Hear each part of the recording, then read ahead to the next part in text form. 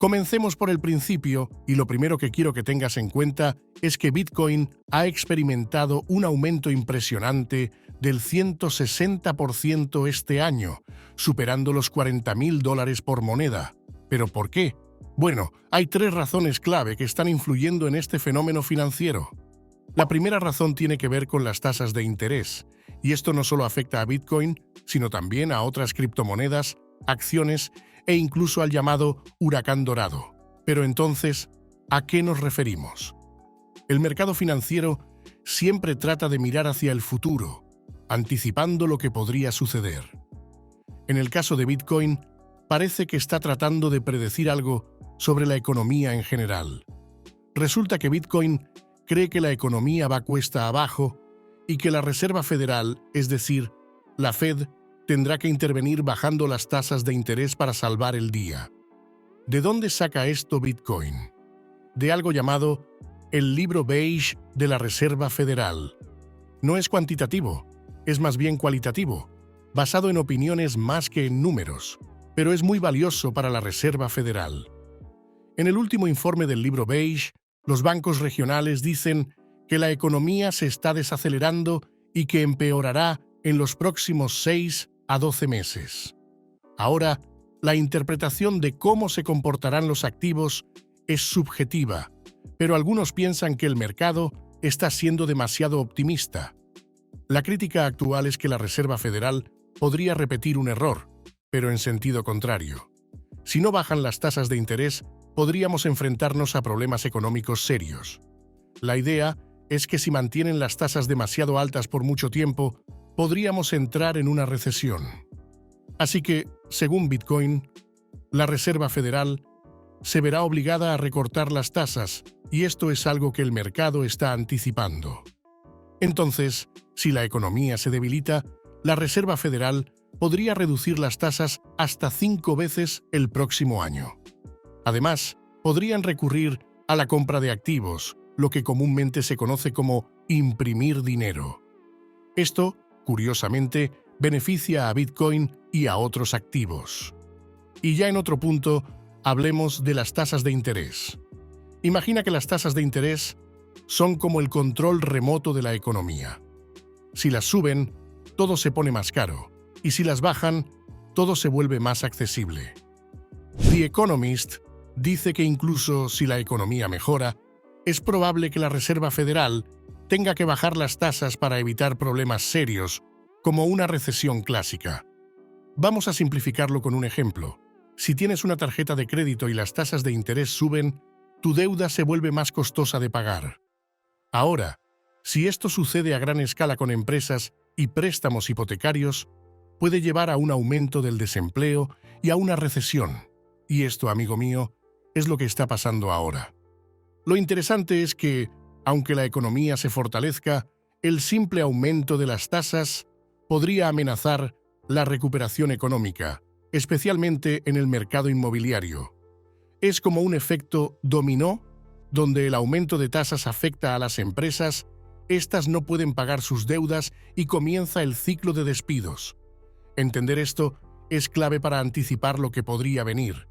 Además, el próximo año es electoral, lo que significa más presión sobre la Fed para mantener la economía en buen estado.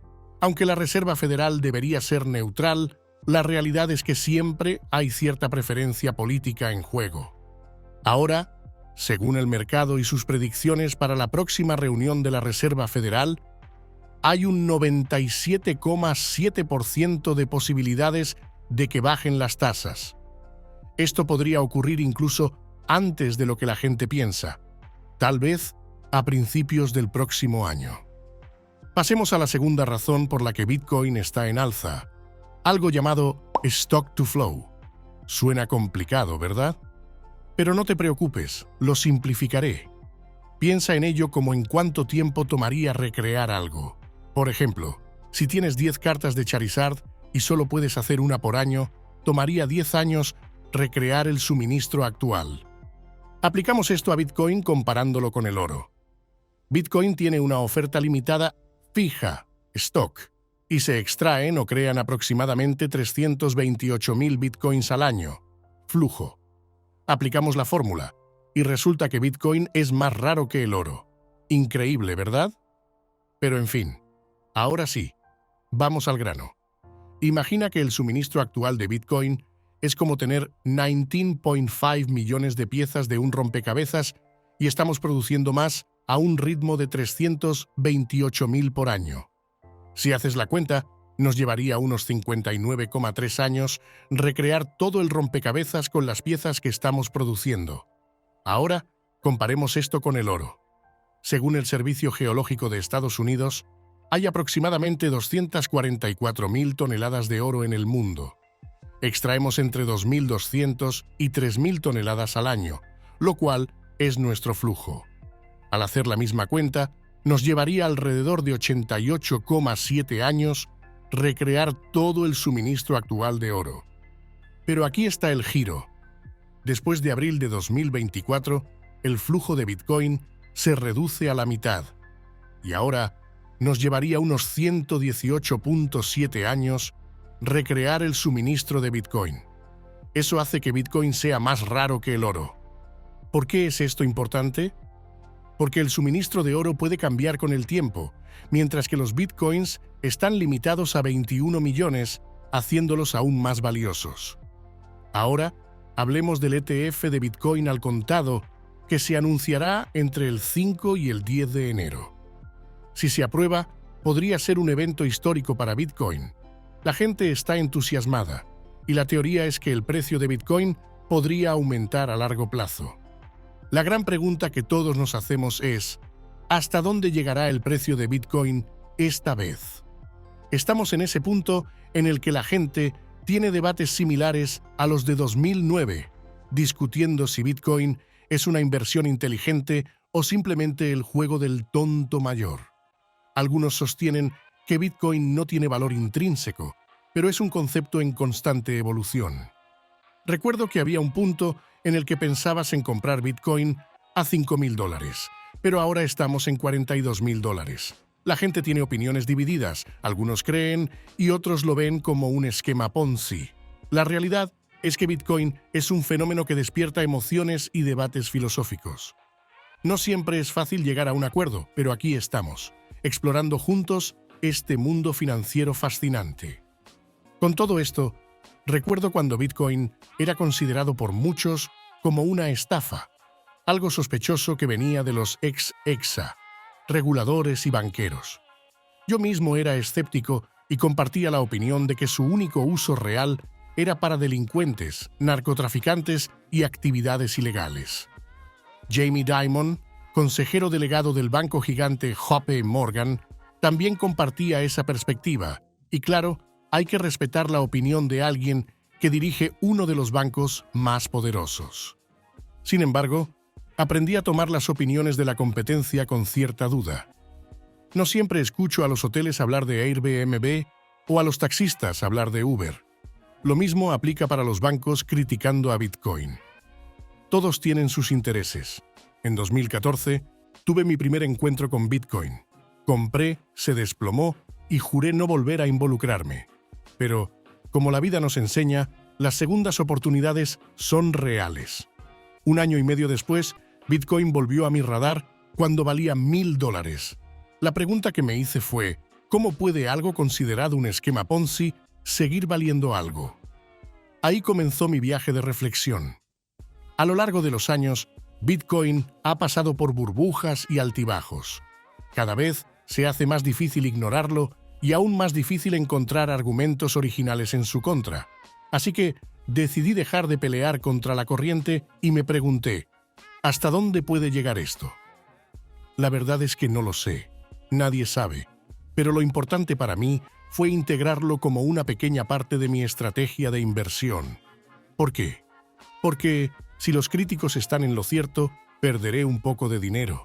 Si se equivocan, podría ganar bastante. Una estadística fascinante. Si inviertes $10 todos los días desde el 1 de enero, has subido un 100%. A pesar de los altibajos, la estrategia de costo promedio en dólares ha demostrado ser efectiva. Así que, en resumen, dejé de resistirme, acepté la apuesta y estoy aprendiendo más cada día. Quién sabe hasta dónde llegará esto, pero estoy aquí para el viaje.